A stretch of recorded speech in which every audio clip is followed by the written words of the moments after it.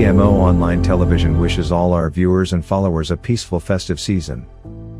We would like to remind you that our associates and affiliates may not be liable for views expressed on the show. Viewer discretion is advised.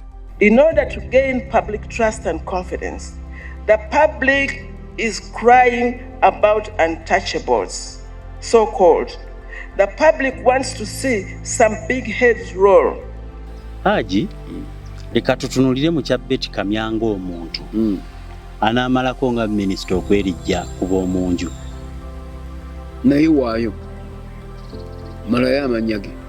Ye Betty Kamya Tulwomwe.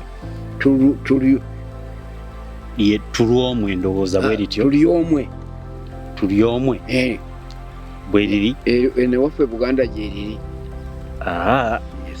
Mbadde manyi.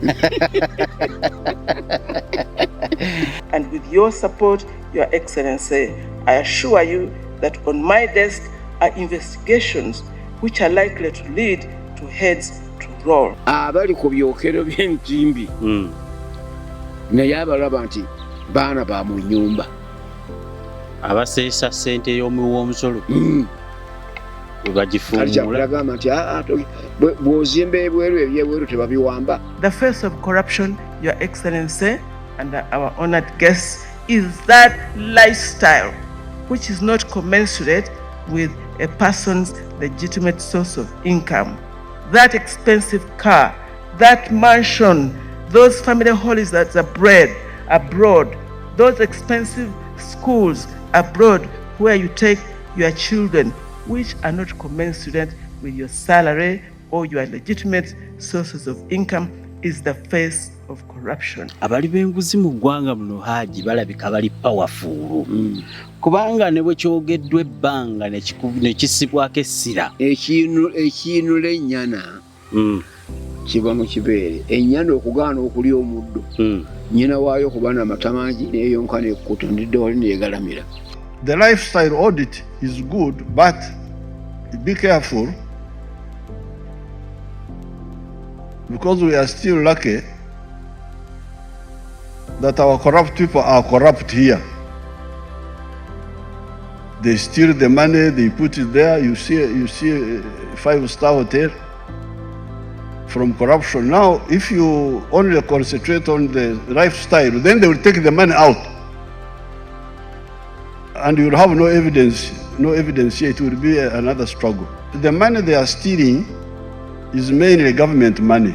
Ekiinula ababbi b'enguzi waliwo gye bajjaamu. Layini weeri. Mpulira. Hajji bwe nkituma. Ayali tasobola kwetuusaako na ccupa ya walagi. Bw'ogula ekkeesi ya bbeya. Nti yazigyewa. Kaakano oba onoonyereza abalinayo gye banyaze. Oyo k'obugumukira. Lifestyle behavior. Eyo. Kuba mu ezo z'owulira ezikola ku lifestyle n'okuzimba 5-star ge mabanja agatulemye okusasula.